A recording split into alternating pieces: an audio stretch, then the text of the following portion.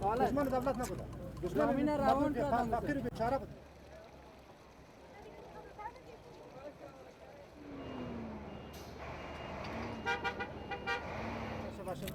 از خدا میخوایم که همه تو غرق همه تو قارون مره غرق شوه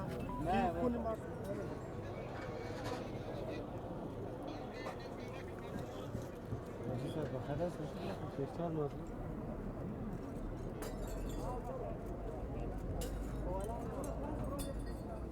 امی حادثه چه قسم رخ داد؟ خب ما مصروف کار خود بودیم، صدای انفجار شنیدیم دیگه نفهمیدیم که انتحار بود یا انفجار بود. نیروهای امنیتی دفتر رسیدن و مردم نزدیک نمیمانند دیگه. نه خیلی نیروهای خارجی نیست، همین نیروهای امنیتی داخلی است، سربازای پلیس است.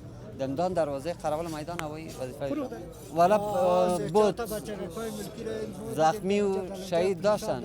معلومات چه تقریبا چند نفر بود؟ والا دقیق نفهمیدیم ولی امبولانس ها بردن مردم.